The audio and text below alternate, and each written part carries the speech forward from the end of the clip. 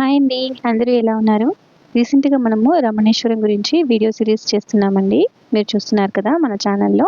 ఒకవేళ చూడకపోయినట్టయితే ఈ వీడియో కింద కామెంట్ సెక్షన్‌లో, డిస్క్రిప్షన్‌లో లింక్ ప్రొవైడ్ చేస్తాను. ఛానల్‌ని సబ్స్క్రైబ్ చేసుకొని చెక్ చేయండి.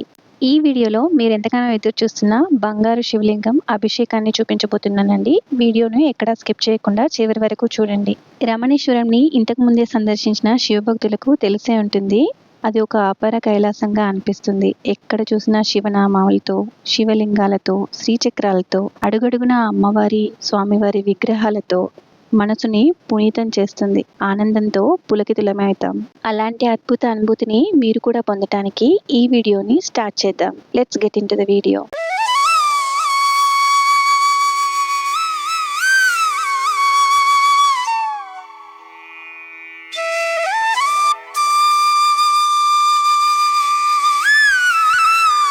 రమణేశ్వరం వీడియో సిరీస్లో భాగంగా మనము ఇంతకుముందు వీడియోలలో అమ్మవారి దశమహావిద్యలు, నవదుర్గలు, దశ భైరవులు, మొక్కు శివలింగము, సాయి దర్బార్, సహస్రలింగాలు, ఆది పరాశక్తి, గ్రామ దేవతలు, ఉపాసని మహారాజ్ మరెంతో మంది గురువుల విగ్రహాలని సందర్శించాము.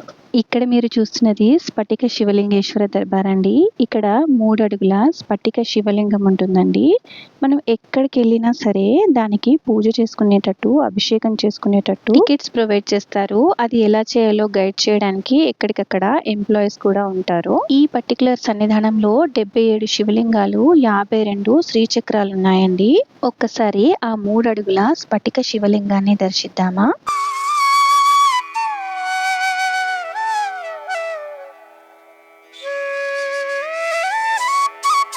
చూశారు కదా స్వామిని. ఈ నెల 7వ తారీఖున రమణేశ్వరం 10వ వార్షికోత్సవం జరిగిందండి. వార్షికోత్సవం సందర్భంగా ఏ సంవత్సరంలో ఏం నిర్మించడం జరిగిందో ఒక వీడియో ఫుటేజ్ రిలీజ్ చేశారు. జస్ట్ మనం ఒకసారి తెలుసుకుందామా? 2015వ సంవత్సరంలో స్టార్ట్ అయిన ఈ ఆధ్యాత్మిక ప్రయాణంలో మొదటగా సువర్ణ లింగేశ్వర దర్బార్, శ్రీ నాగేంద్ర దర్బార్, పూర్ణానందగిరి యోగించు మాత పేరుపై 7 అడుగుల శివలింగ ప్రతిష్ట జరిగింది. ఇక్కడ మీరు చూస్తున్నదే అండి నాగేంద్రేశ్వర్ దర్బార్, ఈ సన్నిధానం పేరు. ఇక్కడ మీకు 108 సహస్ర శివలింగాలు, 69 శ్రీచక్రాలు దర్శనమిస్తాయి. మన కాలసర్ప దోషాలను, నాగదోషాలను నివారించడానికి 6 అడుగుల నాగేంద్రుడు ఇక్కడ కొలువు తీరాడు. 2016వ సంవత్సరంలో 27 అడుగుల మహారుద్రుణ్ణి, 45 అడుగుల కాశీ విశ్వేశ్వర లింగాన్ని, పటిక లింగేశ్వర దర్బార్ని, ఇందాకే మనం చూసాం కదా, కనకదుర్గ దర్బార్ని, రుద్ర భగవాన్ దర్బార్ని, సాంబశివ దర్బార్ని, రాధాకృష్ణమాయి దర్బార్ని నిర్మించడం జరిగింది. 2017వ సంవత్సరంలో 54 అడుగుల అరుణాచల శివలింగాన్ని, బంగారు శివలింగాన్ని, అగ్ని దర్బార్ని, స్ఫటిక శివలింగాన్ని ప్రతిష్ఠించడం జరిగింది. 2018లో 20,350 హోమకుండాల్లో చతుర్వేదీయ మంత్రాలతో హవనం నిర్వహించారు. 63 అడుగుల వేదసాయి శివలింగాన్ని, త్రయంబకేశ్వర సాయి దర్బార్ని, పార్వతీ పరమేశ్వర దర్బార్ని, 23 అడుగుల రమణ సాయి శివలింగాన్ని ప్రతిష్టాపన చేశారు.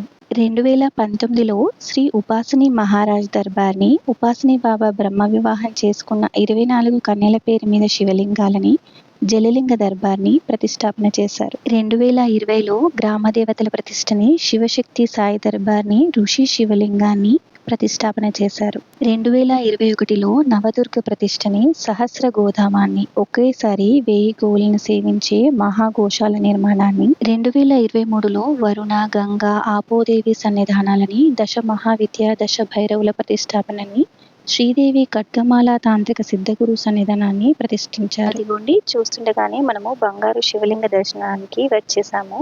ఇక్కడ మనము దర్శనమే కాక అభిషేకం చేసుకోవాలంటే ఒకరికి 500 టికెట్ ఉంటుందండి. ఒకసారి ఆ స్వామిని కనులారా దర్శించి అభిషేకాన్ని చేసుకొని తరిద్దాం.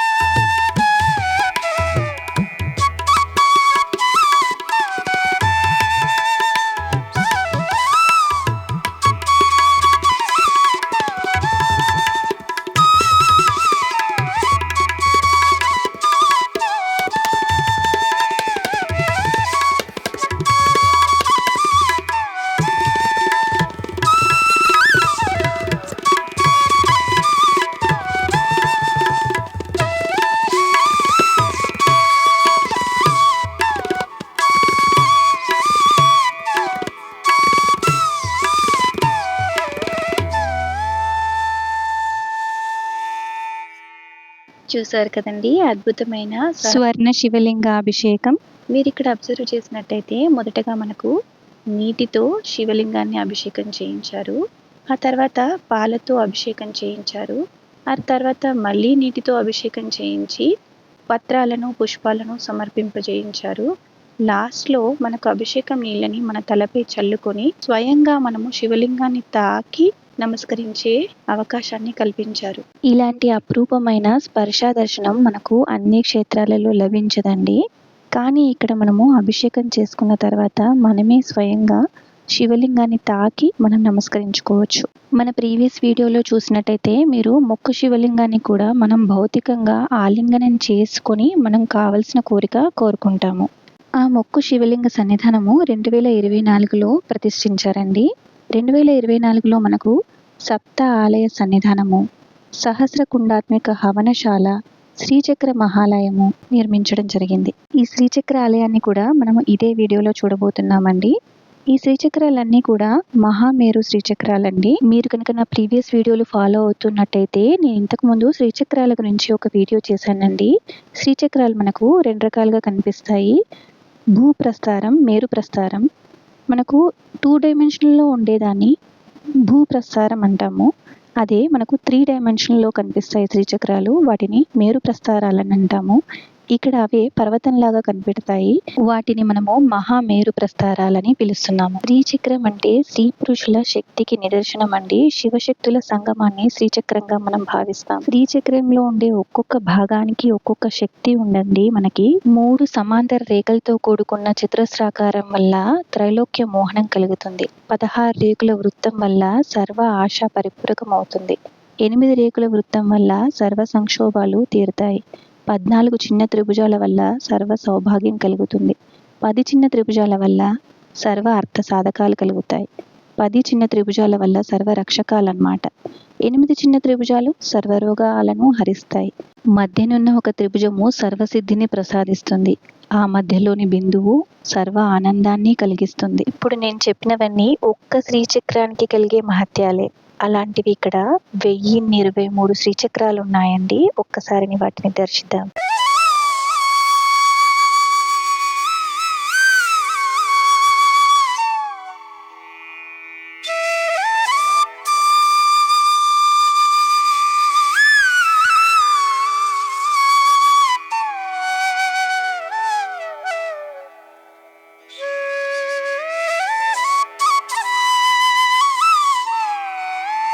రెండు 2024లోనే శ్రీ కామేశ్వర శ్రీచక్ర ఆలయాన్ని నిర్మించారండి.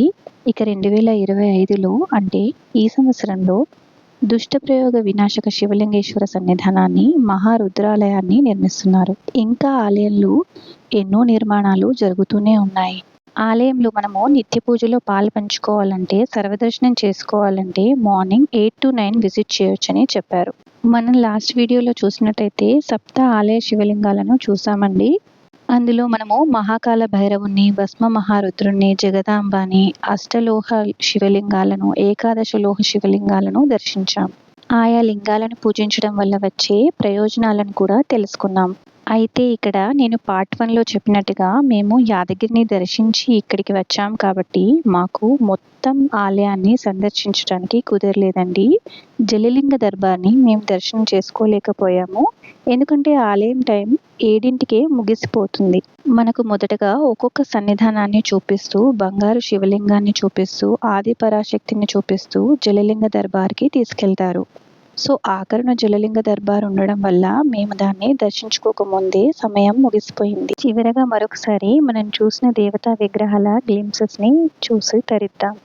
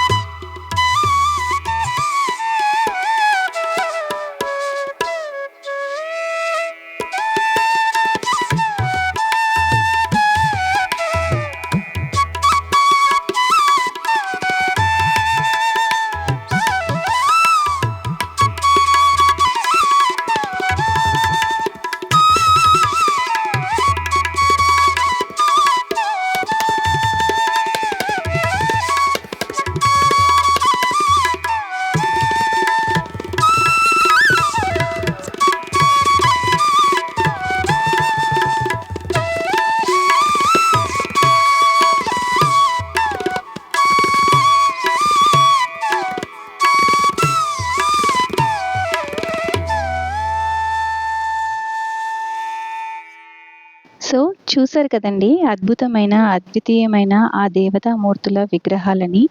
ఇంతటితో మన రమణేశ్వరం సిరీస్ కంప్లీట్ అయిపోయిందండి. నాకు తెలిసిన ఇన్ఫర్మేషన్ని మీతో పంచుకున్నానని అనుకుంటున్నాను. ఒకవేళ నేను ఏదైనా ఇన్ఫర్మేషన్ మిస్ చేసినట్టయితే నిస్సందేహంగా మీరు కామెంట్ సెక్షన్లో పంచుకోండి. ఒకవేళ నేను చెప్పిన ఇన్ఫర్మేషన్ కానీ వీడియో కానీ నచ్చినట్టయితే మన ఛానల్ని సబ్స్క్రైబ్ చేసుకోండి. ఈ వీడియోని లైక్ చేసి మరింత మందికి రీచ్ అయ్యేలాగా షేర్ చేయండి. మరో వీడియోతో మళ్ళీ కలుద్దాం. అంతవరకు take care. Thanks for watching.